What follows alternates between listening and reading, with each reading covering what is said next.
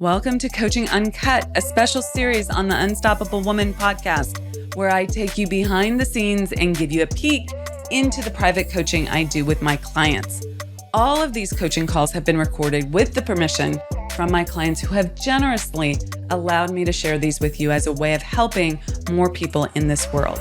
They give you access to master level coaching and the opportunity to learn the lessons that they're learning right along with them. Please keep in mind that these recordings are not studio productions and the audio quality may be less than ideal, but the content will take you far and help you become unstoppable. With that, listen in and learn.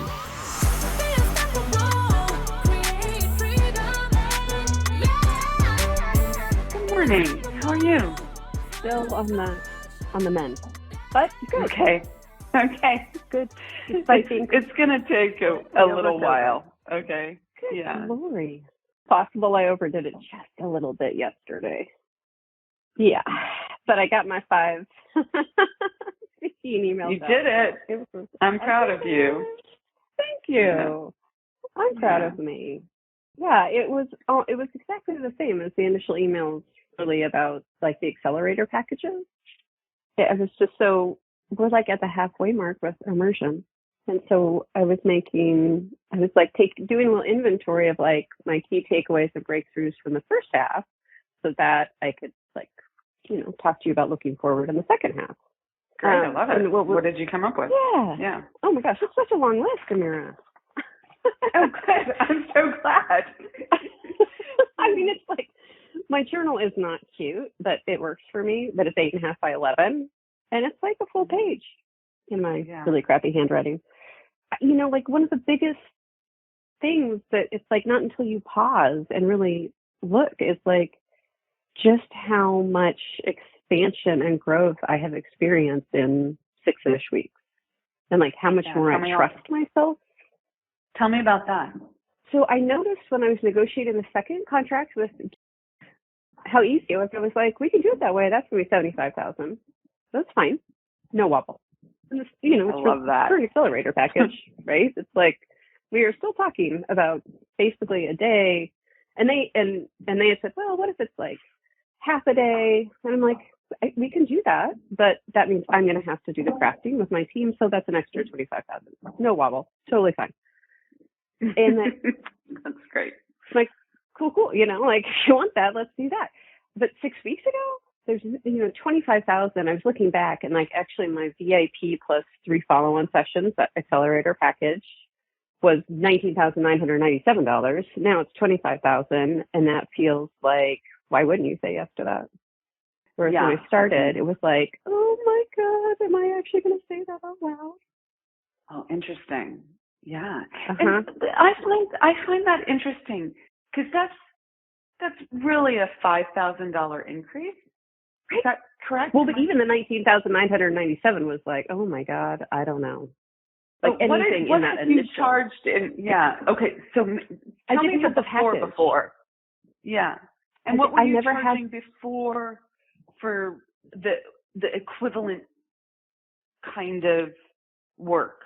I should know this, but I don't. I don't have it retained in my head. I don't think you should know it, actually, in your defense, because I had never done it in this format. It was this like, we're going to meet weekly, and it's going to take 6 to 9 months. Right, so I remember how like weighty it was. It was weighty, and it oozed on. And how much was 6 to 9 months? It depended on the size of the organization. Again, this is the thing. It was like but sometimes around 30, maybe. Yeah. So you pretty much. It was.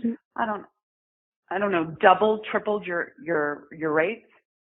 Would you say? Yeah. If I had rates.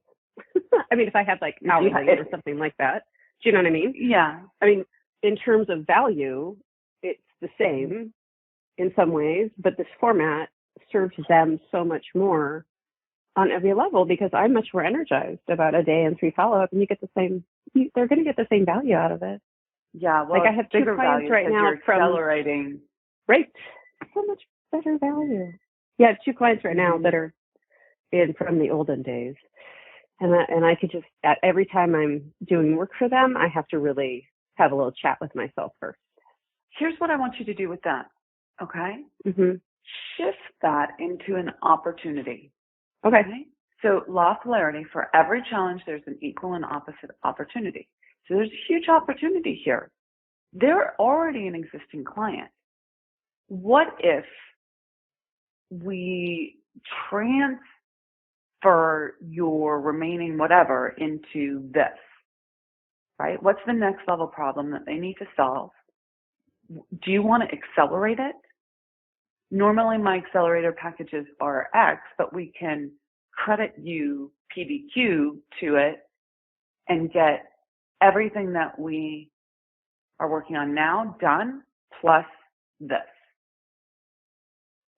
I feel like I've done that with one of them. There's contingencies on both of these, so it's not just me doing the work at this point. And with one of them, so I'm doing it with a colleague, and he just has a much more fluid sense of time than I do. He would just kind of let things go on, and I was kind of like, I need to wrap this up. Like, what does that look like? And so we decided that we would do these, 4 coaching sessions, and they needed to be done by the end of August. Okay. So number 2 is today. So that will wrap up. And the other one, we're in website development, and I have a contract through the end of the year to just sort of be of counsel to them. Yeah. And then, so if there's other, opportunities with them, but I think the opportunity is really to wrap up the one and just, make good on the other. Yeah. Yeah. So make good on the other. I would ask yourself, what's the opportunity for them here? Yeah. How can I serve them? What's the challenge with what they're doing and how they're going about it, whether it's this project or in general? Okay. Yep. Because you're already in the door there. Mhm. I was also going to ask their CEO for referrals. Mhm. I haven't asked them for referrals. Yeah, that's a good idea. But he's a bigwig with a big network that doesn't overlap much with mine. So I think that's a sales conversation and a referral conversation in one. Just wanted to check in with you, talk to you about how the project's going, share a few things that I'm seeing and places that we could up level. Are you free for a conversation sometime this week? Okay. And then you have, how's it going? You ask questions, show up a little bit as the expert. Here's what I'm seeing. Here's where I think you guys are getting stuck. Would you agree with that? Get into conversation around that. Yeah. And then you have an opportunity to sell an accelerator package. And if that's great, go forward. If it's not, if it's not the right moment, it's totally worthwhile to ask for a referral, and you can do both at the same time. Though I'm often hesitant about, so there's something called the law of reciprocity. Okay.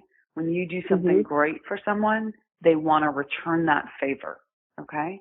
So if you're helping someone in a sales conversation, they're going to want to return that favor by enrolling in your service, purchasing your service. Okay. You don't use this as a manipulative technique. That undermines the whole thing. Okay. If you're doing it from a place of manipulation, if that's the come from, it doesn't work, and it backfires. Okay. But if you're really coming from a place of service in a sales call, then they will want to reciprocate by buying your service. Now, if you then give them the opportunity to reciprocate by giving you a referral, you undermine your sale. Does that make sense? So I'm always a little hesitant. Yeah. Yeah. Well, and I think I still have growth in not trying to. Well, one of the things that I noticed was I still do this, but less so. And I think this is partially my good girl thing, which I'm still working through, is I don't like it when other people feel uncomfortable. It feels like my work to make them feel comfortable. And so I leak a lot of energy making others feel comfortable. And I could see myself doing that. Like, oh, they seem uncomfortable with me suggesting that we up level. So I'm going to go over here because this feels more comfortable. Does that make sense? Yeah, except the up level that you need here is that you're uncomfortable presenting this. Yeah. If you're not uncomfortable presenting this, if you're not uncomfortable, do you think that's just a matter of like just the action? Just the more I do it, the more comfortable I'm going to get with being uncomfortable. I won't be uncomfortable. It's twofold. Let me finish my previous thought and then I'll answer this one. Go for it. Yeah. If you're not uncomfortable, they won't be uncomfortable. They might not say yes, but they might say yes. Okay. Being comfortable doesn't equate an automatic yes, but it does lend itself to that more than if you're uncomfortable. If you're uncomfortable, people pick up on that discomfort. Yeah. They become uncomfortable. They don't even know why they feel uncomfortable, but they start feeling bad about it. Okay. So you need to adjust your come from energy so that one, you are someone who is comfortable, and that happens, to answer your question, through taking the action again and again and again and realizing cause and effect, right? I did this with this client. They signed up for this service. They got this result that was of service to everyone. Look at that. More life for everyone. You do that again and again, you link cause and effect. It makes it much less challenging to show up and offer your services, okay? Now, in the beginning, it's not just about doing it. There is a just do it aspect to it, but it's also about changing, like I mentioned, your come from energy. Now, you're someone who liked being on stage as a youngin, as a youngster. I still do. Right. And you know how to act. Okay? Everyone actually knows how to act. They just don't choose to utilize that skill. But you can imagine feeling comfortable and being someone who's comfortable. Can you not? I can. Okay. So you imagine, and then you be that person on that call.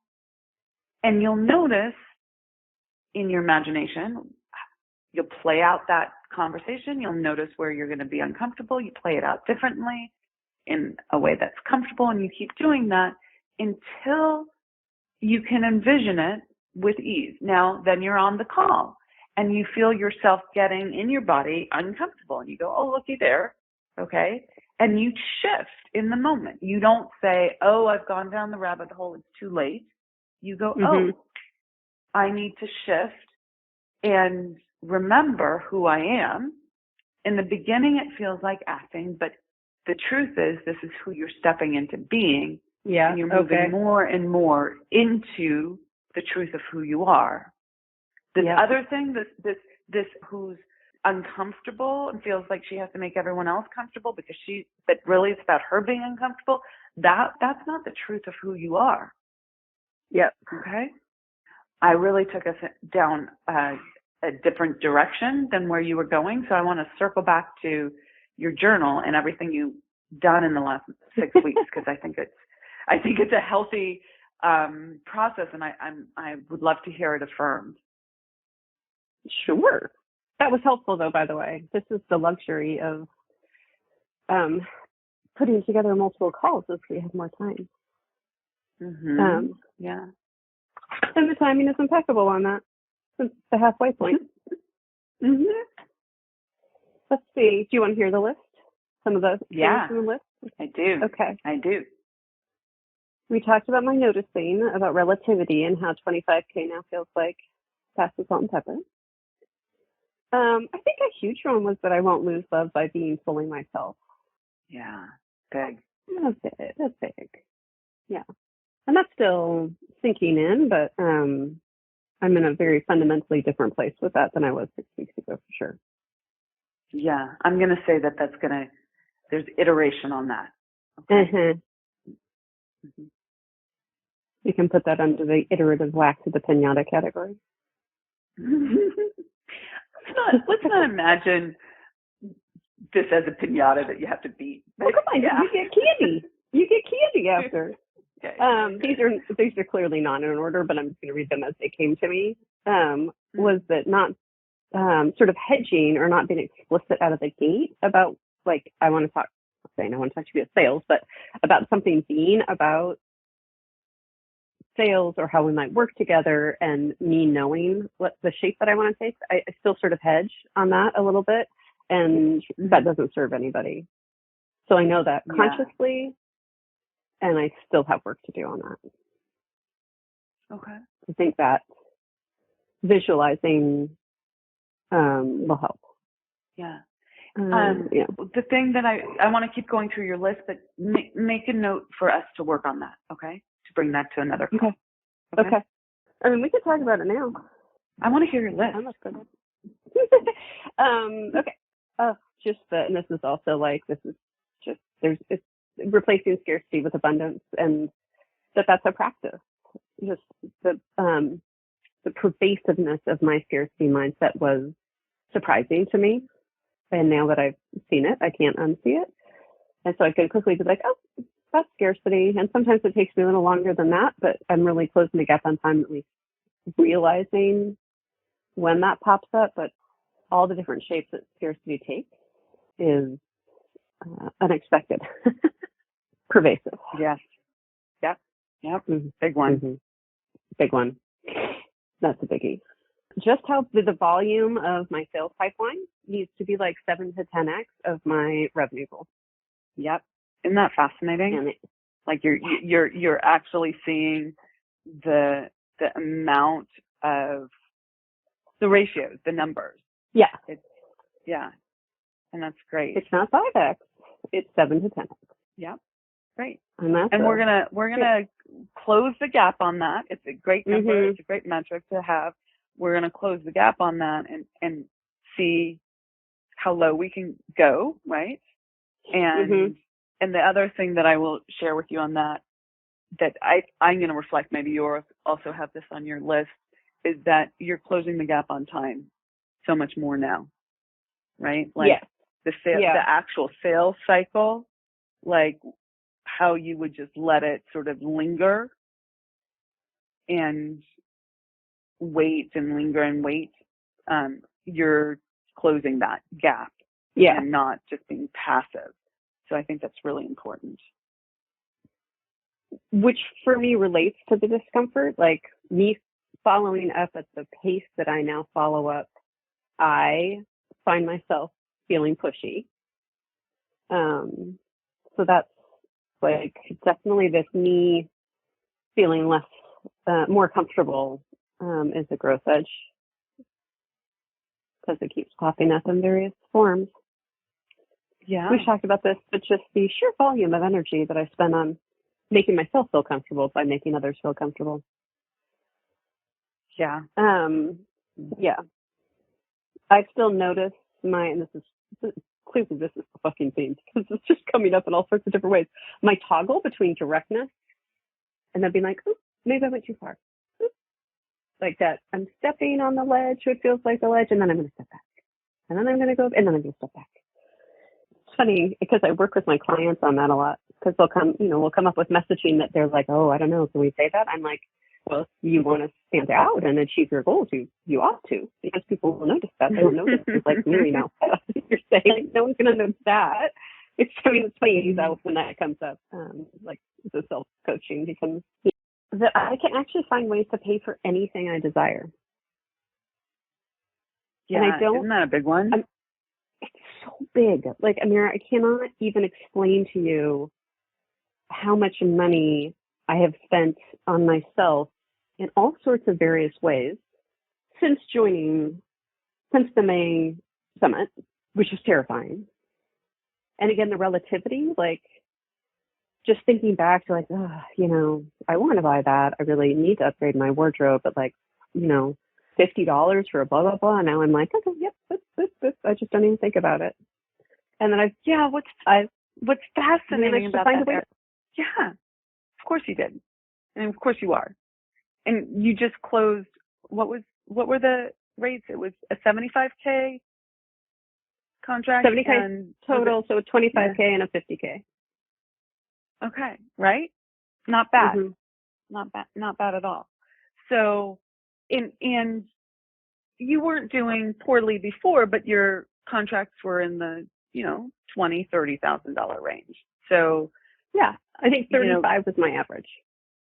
Yeah, for a lot more work over a lot more time. Mm-hmm. Yes. Okay. That's the biggie. Yes. That's right. That's a huge difference. And huge. But my point is that it wasn't like you weren't making decent money before, but you were in this complete scarcity mindset. Can't $50? Can I spend that on myself? and I remember that. I am not mocking you. I remember when it was like every purchase was a self-worth decision. Yeah. And I didn't realize that it was a self-worth decision. I thought it was a budget decision or a, do I have the money decision? But it was a self-worth decision. Mm-hmm. Mm-hmm. Yeah. Yeah. That's a big one. Okay. I love it. Yeah. We have a wedding next weekend. So something to know about me. I don't carry a purse. But you go to a wedding, you need a purse. Like there's just shit you have to put in your little purse. And I found this purse, $220. So I looked at it a couple of times. I'm like, yeah, I'm going to look amazing. That's going to look great. Purchase. I would have dithered for weeks on that. And then I would have waited too long. And then I would have had to pay rush shipping. And then I would have felt badly. It's just like comical. I'm like, ooh, that'll look great with my shoes. Yay me. Yeah. So let's break that down just ever so briefly because you already see it, but I'm just affirming it. Not only did you do it quickly, but you didn't waste the energy, the psychic energy, the mental energy, the emotional energy on it. That energy then can go to your business. Oh, okay. So then that energy, this is why I'm always like quick decision. Even if you make a mistake, even if you buy the purse and it looks terrible and you have to send it back, it's still a savings overall in terms of that open loop cycling. Yeah. And it's huge. So it's quick decisions do the thing, right? And you have a purse that you love and you're not paying extra for shipping. Totally get it. Okay. Yeah. I mean, I'll give you another example just because we have the time and I find it hilarious too. I'm wearing a dress that requires a strapless bra. I'm a 34 double D. This is work to find a strapless bra. I have ordered so many various things to try to solve this situation. In the past, I would have thought about this and kept thinking about it, but I would not have taken action.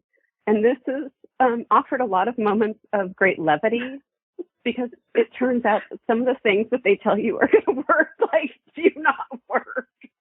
Let me just tell you, they just don't. That's fine when you have a different frame than I do, but not. Literally, I've been crying, laughing because some of it is so ridiculous. Right. But you actually, you didn't wait to the last moment and create time scarcity. Yeah. Right. And you are having fun with it. Oh my God. Absolutely. Yeah. I'm keeping my girlfriend very entertained. That's awesome. Okay, what else is on But I your did list? find one that's amazing, by the way. I'm psyched about that. Oh, good. Yeah, gave it a test drive yesterday. I also, going back to this, but thank you for that insight about the energy redirect. I had not pieced that together. It gives me so much more energy.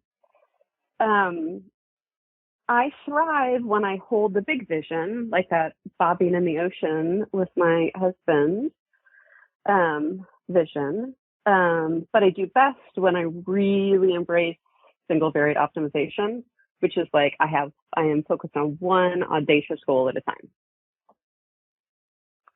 One thing. Like right now it is revenue and sales to drive revenue. There's not a lot else going on aside from trying to find strapless bras that fit. And I used to feel guilt about that. Yeah. And you used to try and create new things, right? I mean, we've had a number of conversations about, should I be doing this? I really want to do this. I'm like, nope, focus here. Yeah. Don't run from this. There's a skill set you need to learn here. That's awesome. Yeah. Good. Yeah. Good. And just being like, that's how I operate. Rather than trying to be like, other people operate differently. That works for them. Yay them. Mm-hmm. But not for me. That's my list. That's as far as I got on that. It's an awesome list. I love it. When you're ready for freedom, you find the courage to scale. And you better get ready for our next Income Breakthrough Summit, which is going to be off the charts. Join me this November for an electrifying 3-day online event where female entrepreneurs from all over the world gather together to learn how to scale their business and unlock the freedom that they desire. And a special offer for all podcast fans. Get your seat today using the link theunstoppablewoman.com/breakthrough and save 80% off of your ticket purchase. Bye for now and see you there. Okay. So what was the thing that you wanted my insight on? Can you remind me what the thing I said to star and come back to was? Oh, I didn't sprinkle star it. Oh, I think it was not being explicit out of the gate about like it's a sales conversation. Yeah. Like the hedging. Yeah. And that I see that doesn't serve anybody, and I also see myself still doing it. Can you give me a context of where you're doing it, where you think it's not the appropriate thing? Well, yesterday, like I cherry picked who I sent my emails out to be, folks that I had some sort of, like I've done work for that nonprofit association before. So I had some sort of existing relationship. And I think in some ways that was strategic. And I also noticed, especially by the fifth one, when I was really exhausted. So I think there is like, I need to be doing this when I am, back to energy, like when I'm in the right come from energy, not feeling like I need more ibuprofen. That the video that I would make was more like, just want to see how we might partner. And there's nothing per se wrong with that, but I feel like they got more open. Like, I just, want to see how we might collaborate. I see you're having your annual conference. You know what I mean? Like, it got more open as I got more tired. Yeah. And so instead of saying, and I don't know, I see that you're having your annual conference. I'd like to put my name in the hat to, speak at your event. I think it's a good fit for this, and this reason, right? Like all of that is much more directive. Okay. Got it. Yeah. And those emails are going to the CEO or executive director, depending, but the top dog. And so they don't, they're not the ones who pick the speakers. So I don't know that it was like, I actually still think it was a strategic approach because the CEO is going to have a more holistic view of how we might partner. That's a real thing. And I also think it was more comfortable for me. Yeah. So a few things there. Do you want to be sending it to the event coordinators instead of the event planners instead of the CEOs? It might be worth it. I think when we talked about the strategy, there was a call and figure out who the right person to talk to is. Steph, I can't remember that now. But yeah, I don't either.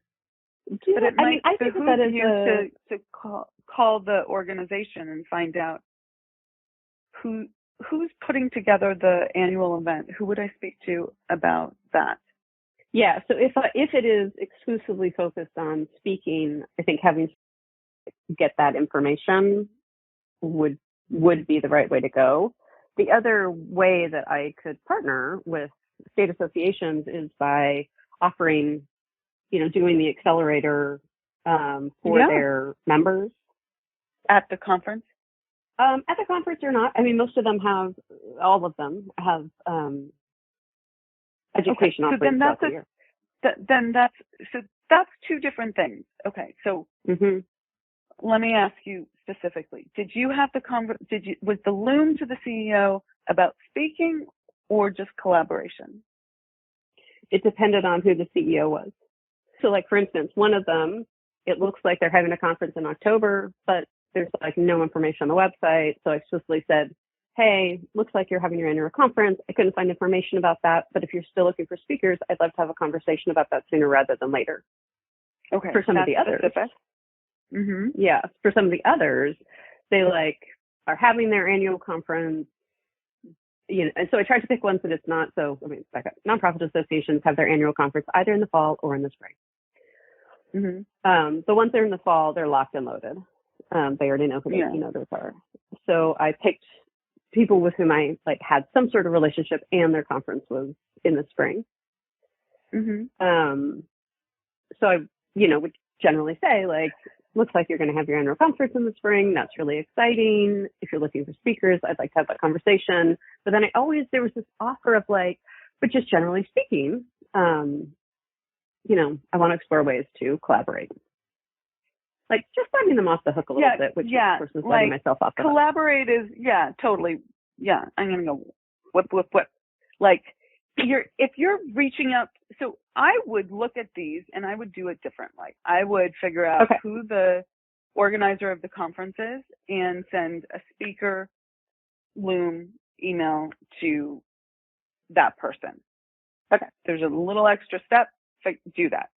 To the CEOs, to the CEOs, that's an outreach.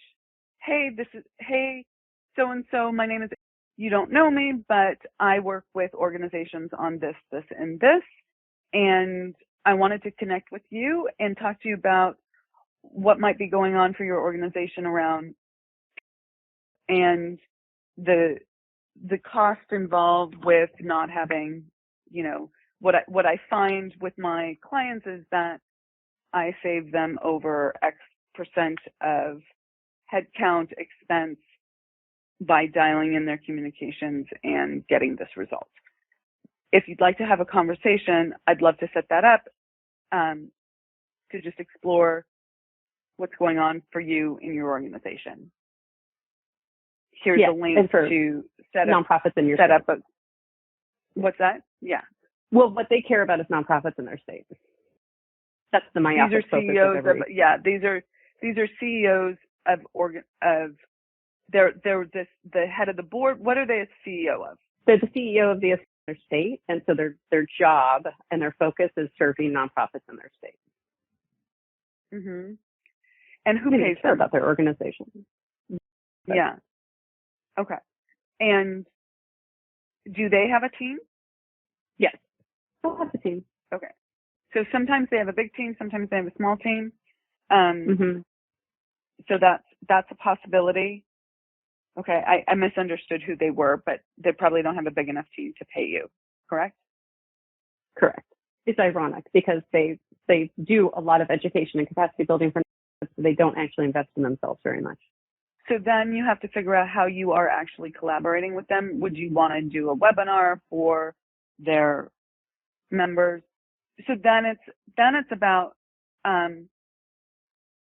I'd love to do a value add for you as the head of the organization manager, right? The association manager, whatever the title is, okay? Yep. And do a training to your members on X, Y, and Z. Do you think that would be of value, and would you like to explore that? I think that's still for the person who organizes the conference usually organizes all learning opportunities. Okay. Then you don't need to be talking to the CEO. What's the collaboration there? I don't know. Actually, I mean, I think this conversation is clarifying that just because that's who I have there. contact for, but I can have to go back through and get the contact for the conference organizers or the events for the learning manager. Okay, great. Check. Check. Yeah. So my next 6 weeks, like my big goal is still dialing. So I put sales dialed in and wobble free, which means continuing to grow my pipeline.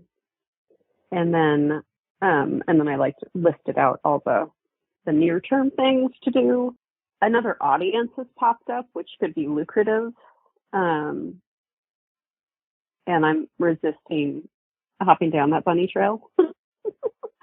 And so that I just stay focused on the list that makes the most sense, and then I can table this next audience for like Q4 or Q1 of 2023. Okay. So sales without wobble, focus on the list. Okay. Yeah. I think that's a good plan. I have zero to add to that. I'm with you. Yeah, okay, great. Anything, I mean, is that, now you know me. Is there, what else would you say, maybe not so much on the outer game, but on the inner game pieces? Do you feel like there's anything lurking that is not as on my radar as it needs to be successful with all of that? I think you're working through it. I don't know that there's like something new or different. I think the conversation we had yesterday about why am I not doing my outreach? Why am I in avoidance? Is just something to pay attention to. And you get kudos for recognizing that you're in avoidance. Like, affirm that. That was, a lot of people don't realize it until 3 weeks later, 2 months later, 6 months later, that they've been in complete avoidance. It didn't take you that long. So go you. And then when the discomfort comes up, using the adage speak truth to power, right? Like there's something in you that is manipulating you. There's a belief that's manipulating you, and you have to speak truth to that. And so I would use your intellect, what you're learning from this coaching, the laws, all of that, and speak truth to it.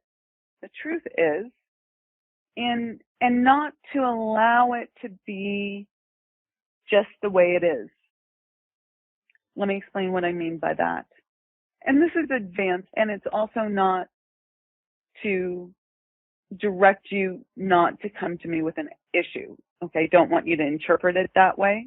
Do we have a little pinky swear on that? Pinky promise. Okay. That let's use the example from yesterday where you're like, I realize I'm not making my outreach. I'm in resistance to it. What's going on? And in that moment, on the one hand, it's useful to figure out what's going on. On the other hand, we figured out what was going on previously. You're just not doing it.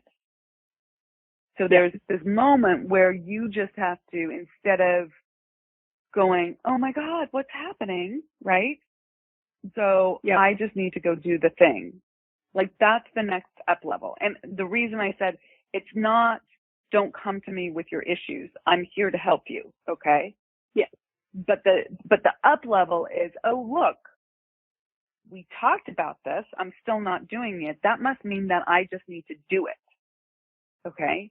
There's like a little, like you change, you use your intellect to change your belief, constant repetition, shift it, right? Do the identity shift. And you actually have to take the action to lock it in and be that person. So like yesterday, I think and he was saying, I'm still going to have to work on this. The truth is I still hold residual beliefs that don't have the money. Therefore, I'm not prioritizing outreach. But the truth is they have paid for my, they have gotten me easily to 6 figures my entire career. And I just need to have more deal flow, bigger sales pipeline. Yep. Bigger sales pipeline. Yeah. Bigger sales pipeline and larger contracts. Yeah. And they don't even have to be supremely larger, because like one of them was 25. That's totally in the same ballpark that you've been selling before. You're just, the deliverable is less than, instead of it being 9 months, it's, 1 day and 3 follow-up sessions over the course of a month, right? Yeah. Right. That's like closing the gap, right? You can do so many more, and it's high energy. Yeah. Yeah. It's high energy. I think that's another theme for the next chunk, is just being even more attentive to my energy. Absolutely. I love that. Where it goes and how I can really use that to my advantage. Yeah. Yeah. So I think that's the up level for you, and it's discernment. When do you need to take action? When do you need the deep inner work, the identity shift, the belief shift, the perspective shift, right? Much of what we've done is like changing your perspective. Oh, I get it. And then you have to lock it in with action. Okay. Sometimes you have the perspective shift. You still feel the oil and water feeling inside, that sort of these two things don't mix. I'm still uncomfortable, and you still have to take the action in the face of the discomfort. Yeah. Okay. Because I feel like I'm definitely closing the gap on time on the awareness to the perspective to what the shift needs to be. So what I'm hearing you say is, now let's focus on closing the gap of time between that and then the taking the action to actually shift the perspective. Correct. Taking the action to lock in the new identity. Yeah. To being that person who lives that way. You've heard me say living the laws, right? It's not just there's a lot of people who do intellectual understanding, but they don't put it to the test. They don't actually live the laws. You actually have to live them to truly believe them. Otherwise, when push comes to shove, you're going to go right back to your old way. Yeah. Yeah. And I definitely bumped up against that yesterday. Yeah, that's huge. That's huge, because I was like, okay, because there's going to be there is a lag time between landing these contracts and actually getting paid. And yet I still have to pay bills. So I have a lag right now. And I could feel myself being like, right, because it's not working. Like, see? And I was like, nope, not going there. I may not like how I have to pay these bills right now. And look, I paid them. It's fine. Yeah, you paid them. Pay off my credit cards down to zero, which is every month I like to pay my credit cards down to zero. And I'm going to have to split the balance for a few months. Okay. Yeah, but I have to recognize that you're also supporting your husband's business, right? You're doing a lot of things. Oh, yeah.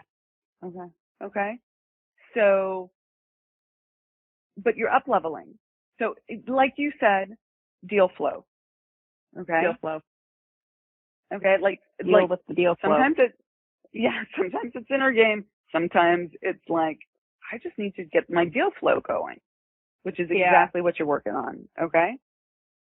I think I'm just also, I love the reflection. I love working on the inner game. So again, I come back to the theme of like, that's actually pretty comfortable for me. Yeah, totally. Yeah. So I think in order to be on my growth edge, I need to push myself more in the outer game in some ways and not sit in my comfy little nest and journal. Not that that's a bad thing. I will continue to do that. You need both. Yeah. But yes, I take your point and I agree. Yeah. Okay. Awesome. Nice. Bye. I hope you thoroughly enjoyed this episode of Coaching Uncut. Let us know in the comments what you learned and how you can apply it to your own life and business. We absolutely love hearing from you. And we also love receiving your feedback. So thank you in advance for your likes and reviews. They really help us connect with more women who need this information to help them scale. So much appreciated for that and taking the time to do that. Now, if it's go time for you and you're ready to scale your life and your business, then I want to offer you up something. I want to offer you access to our Be Unstoppable Facebook group. We drop daily and weekly resources in this free group that show you exactly how to scale, what you need to be doing differently. So if you want access to that group and it's go time for you, go to theunstoppablewoman.com/Facebook group, and that will redirect you there. So theunstoppablewoman.com/Facebook group, no spaces, and start by getting your copy of the scale plan, which lives there, and it's totally free.